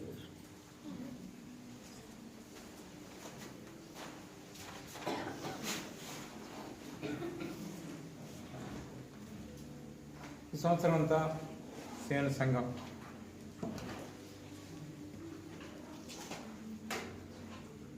ఈ గురి కలిగి ముందుకు సాగటానికి ఆలోచన చేద్దాం. మనకు ఒక హోంవర్క్ కూడా ఉంది. కొరింథీయులకు రాసిన మొదటి పత్రిక 2:9. మనకైతే దేవుడు వాటిని బయలుపరిచాడు. ఈ సంవత్సరంలో వ్యక్తిగత జీవిత విధానంలో దేవుని యొక్క వాక్యాన్ని కానీ మీరు చదువుతూ ఉన్నప్పుడు దేవుడు మీకు ఏది బయలుపరుస్తూ ఉన్నాడు దాన్ని ఒక నోట్స్ మీద రాయండి. అప్పుడు ఏమవుతుందంటే అద్భుతకరమైన విధానంలో అవి మనకి కనిపించేవిగా ఉంటాయి. అక్కడ ఒక ఏమంటారు, ఒక షరతు కూడా ఉంది. నువ్వు దేవుని ప్రేమిస్తే, దేవుణ్ణి ఎవరైతే ప్రేమిస్తారో, దేవుడు బజార్లో దొరికే వస్తువు కాదు. గుర్తించండి, దేవుడు బజార్లో దొరికే వస్తువు కాదు. నువ్వు ఆడిన ఆట, నువ్వు చెప్పినట్లుగా చేయటానికి దేవుడు ఇవాళ ఒక చీప్గా చూస్తున్నారేమో. దేవుడు అంటే నువ్వు ప్రార్థన చేస్తే వచ్చేస్తుంది, దేవుడు ప్రార్థన చేస్తే నాకు ఇచ్చేస్తున్నాడు, అవి ఆలోచన చేసి దేవుని చిన్న చూపు చూడొద్దు. నువ్వు దేవుని ప్రేమిస్తేనే ఏదైనా నీకు వీలైనప్పుడు కానప్పుడు ఆలోచన చేస్తే నీకున్నటువంటి ఎబిలిటీని మీద నువ్వు ఆధారపడి కొనసాగిపోయేవాడు ఉంటావు. కొనసాగిపోయేదాన్ని నీకున్న సామర్థ్యం దాన్ని దేవునికి ముడిపెట్టేవు. నువ్వు దేవుని ప్రేమిస్తే అద్భుతకరమైన సత్యాలు ప్రభు నీకు బోధిస్తాడు, అందులో నడిపించేవాడు ఉంటాడు. లేకపోతే 2020 అలాగే వెళ్ళిందో 2021 కూడా అలాగే వెళ్తుంది. ఏం నష్టమే ఉండదు. ఏమంటే 2020లో కాపాడేసే ప్రభు, మనం చేసే ప్రభు అంటే చాలామంది ఉన్నారు 2020ని దాటుకుని 2021లోకి వచ్చిన వాళ్ళు. ఇప్పుడు లేరా బయట? మన సీవనంలో ఉన్న 10 మందేనా, అది 20 మంది బయట ఉన్నారుగా, బోళంది మంది బయట ఉన్నారుగా, బోళంది మంది. వాళ్ళేమంటారు, వాళ్ళు కనపడదు, మనకు కనిపిస్తుంది. ఎప్పుడు మనం దేవుని ప్రార్థన తండ్రి, మీకు వందనాలు చెల్లిస్తూ ఉన్నాం అనుగ్రహించిన సమయాన్ని బట్టి. ఇదేనో సంఘం ఒక గురి కలిగి ఆలోచన చేసి వెళ్ళటానికి మళ్ళీ మీ కృప అనుగ్రహించండి. మరి చివరికి వచ్చాం, ఎన్ని గుంపులుగా మళ్ళీ మీ కృప మాకు విశ్రాంతి చేస్తారు. దగ్గర మీ చేతికి మమ్మల్ని మా జీవితాన్ని అప్పగించుకుంటాం. యేసుక్రీస్తు నామమును స్తుతించి ప్రార్థించి వేడుకుంటున్నాము తండ్రి. మరి ఈ సంవత్సరంలో ఏమైనా గత సంవత్సరంలో చేసినటువంటి వాగ్దానం ఇక నెరవేరు, బ్రదర్ నాకు ఇలా జరిగింది, ఇది నెరవేర్చాడు దేవుడు అని ఏమైనా సాక్ష్యం చెప్పాలని అనుకుంటే మీకు అవకాశం ఉంది.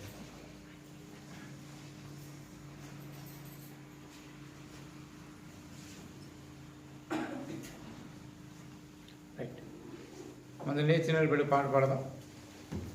పాట పాడుతున్నప్పుడు ఈ వాగ్దానాలు, ఇందులో వాగ్దానాలు ఉన్నాయి.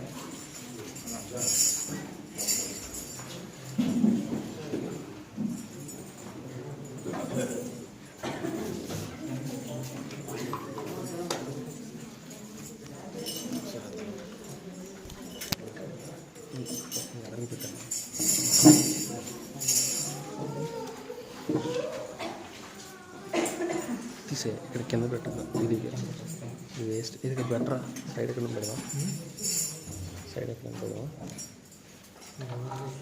సైడ్ పెడదాం సైడ్ పెడతాం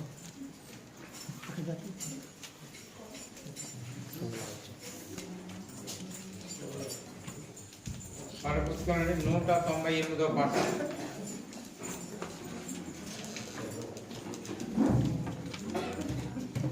చూడు సార్ చూసి హైలైట్ చూసుకుందాం వస్తారు కదా వచ్చి తీసుకుంటాం. ముందుగా ఒకటి తీసుకోండి, బిడ్డలు బయట దీనికి అయిపోయిన తర్వాత అప్పుడు మళ్ళీ మనం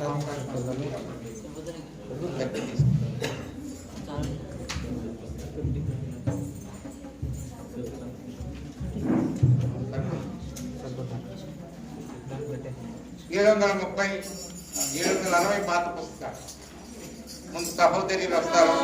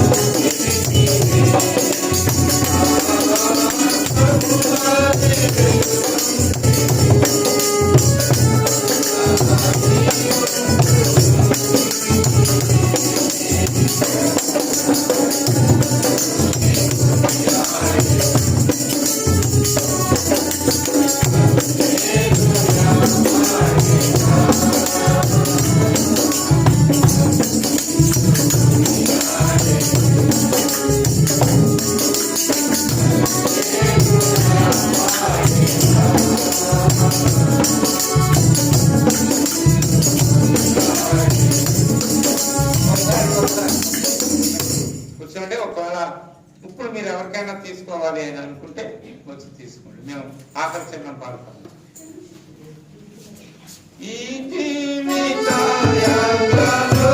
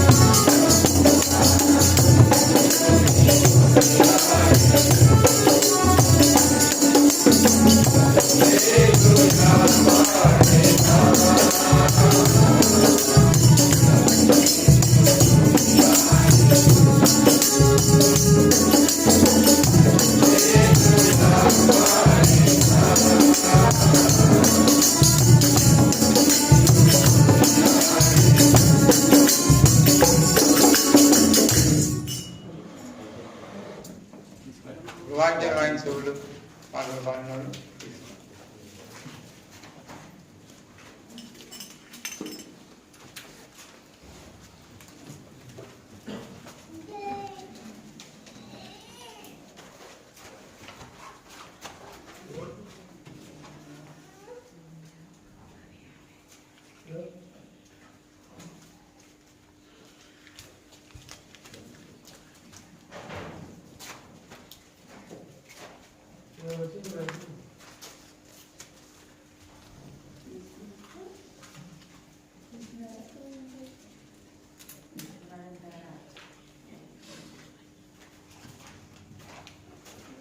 రైట్.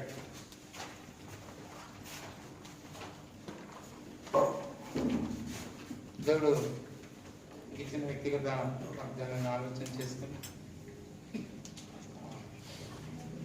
అధ్యాయం అంతటి మీద ఆధారపడి ఉంటుంది.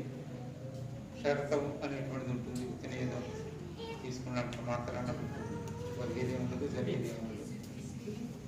మీ కమిట్మెంట్ కూడా దాని మీద ఆధారపడి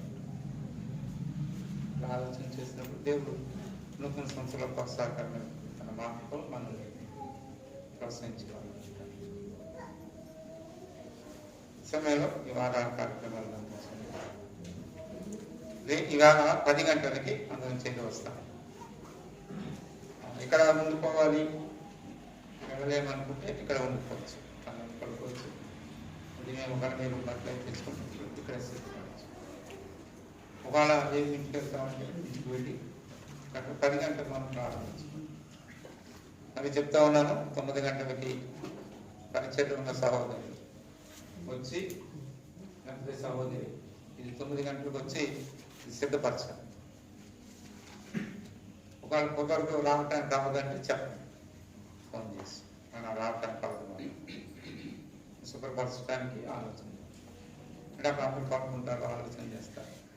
ఇంకా ఎవరొకళ్ళు దీన్ని అజమాయిషి ఉండవచ్చు, చేశారా లేదా సిద్ధపరచడం 10 గంటలకు అప్పటికప్పుడు చేయటం. అంటే సహోదరులు వాళ్ళందరూ పడుకుని ఉంటే మరి వాళ్ళు సర్దేసి చేస్తే మంచిదే. కానీ అట్లా కాకపోతే ఎవరైనా బాధ్యత తీసుకుని 9 గంటలకి 9:30 వచ్చి దీన్ని 10 గంటలకి సిద్ధపరచాలి, పరిచయం చేసే. తర్వాత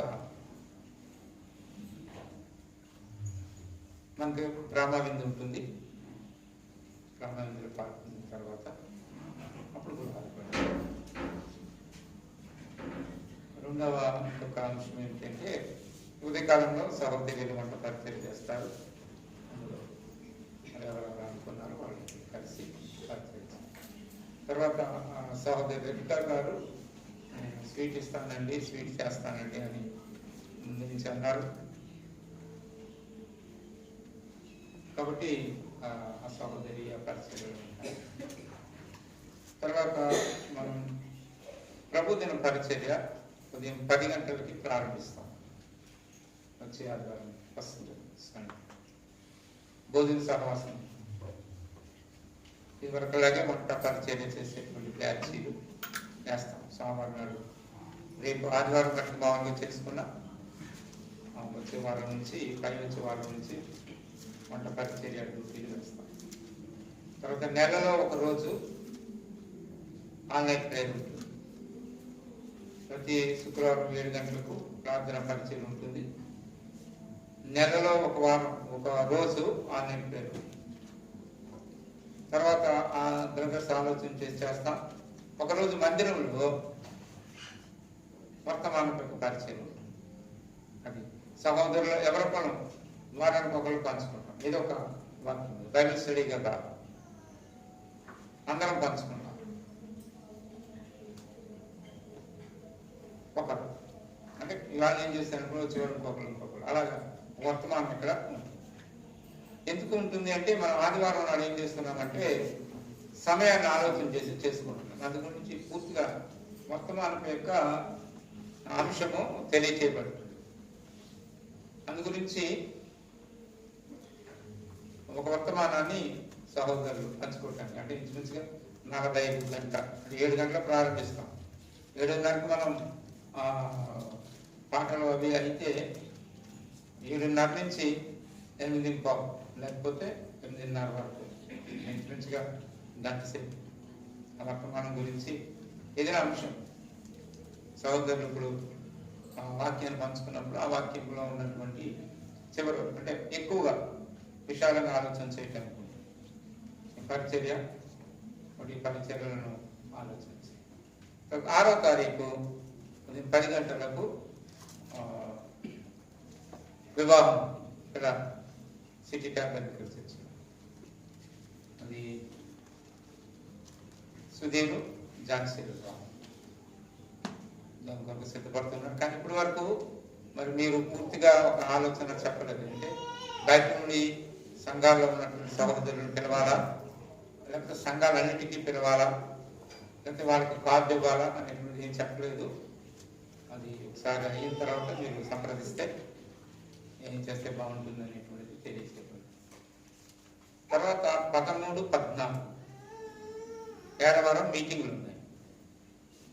అని ఎప్పుడు ఏర్పాటు చేస్తారు కదా. 13, 14 సంక్రాంతి పోగు తప్పకుండా సంఘం నుండి వెళ్ళాలి. ముందు నుంచి చెప్తా ఉన్నాం. దాని గురించి ఆలోచన చేయండి. మరి సంఘాలతో పరిచయం చేస్తా ఉన్నాం. ఆయన ముందుగా మనకి ఫోన్ చేశారు. దాని గురించి ఆలోచన చేయండి. ప్రార్థన పూర్వకంగా పరిచర్యలో పాల్గొంటున్నారు. తర్వాత 15వ తారీఖు మరి సహోదరులుగా పరిచర్య జనవరిలో జగ్గంపేట బెర్షుబాలో పరిచయం ప్రార్థన పరిచయం 15వ తారీఖు. తర్వాత 26వ తారీఖు జాంబజన్న ఇల్లు డెడికేషన్ ఉంది. ఆహ్వానం ఉంటుంది. మనం ఆ డెడికేషన్కి వెళ్తాం. ఈ నెలలో ఈ పరిచయం ఉంది. 20 తర్వాత మా పెద్దపట్ల రాము కొవ్వాళ్ళలో మందిరం కట్టారు. ఒక 20 తర్వాత డెడికేషన్ ఉంది. స్వామి గారు దాన్ని ప్రతిష్ఠించబోతూ ఉన్నారు. ఆ పరిచయం ప్రార్థన చేయండి రమ్మని కోరుతా ఉన్నాడు. ప్రార్థన చేద్దాం వీలైనటువంటి విధానంలో ఆలోచించాం. తర్వాత 8వ తారీఖు దుద్దేపూడి ప్రసాద్ గారు ఏరియా ప్రార్థన పరిచర్య. ఈ సంవత్సరం యానివర్సరీ, సంవత్సరం 2 సంవత్సరాలు అయింది యానివర్సరీ. సీఎం నుండి 2 ఫోన్ చేశారు ఆయన. దాని కొరకు ప్రార్థన చేయండి. చేస్తే వీళ్ళ పరిచయం చేయండి. ఇది వారం యొక్క పరిచయం, ఈ నెలలో పరిచయం. కాబట్టి దాని కొరకు ప్రార్థన చేయండి. చెప్పినటువంటి అంశాలన్నీ కూడా నేను ఒకటి చెప్తా ఉన్నాను, నూతన సంవత్సరంలో ఎవరికి అలా ఉందామంటానికి నేను కుదరదు. మీకు అవకాశం ఇవ్వబడుతుంది, అవకాశం సద్వినియోగపరుచుకుని కుదరదు తెలియ చెప్పండి, అది మర్యాద. మీ ఒత్తిడి ఏం కాదు, దేవుడు గాడిదతో పరిచయం చేసుకున్నాడు. కాబట్టి దేవునికి ఆ ఇది దాని గురించి మన బాధ్యతను, మన రెస్పాన్సిబిలిటీ మనం ఎంతకాలం అలాగే మనం సాగిపోతాం. మరి మరీ ఆలోచించి అటు ఇంకేమైనా విషయాలు ఉన్నాయి బాబు? ఇక్కడ బుక్లు పెట్టాను, నేను బుక్ మీద రాయటానికి 2 బుక్లు తీసి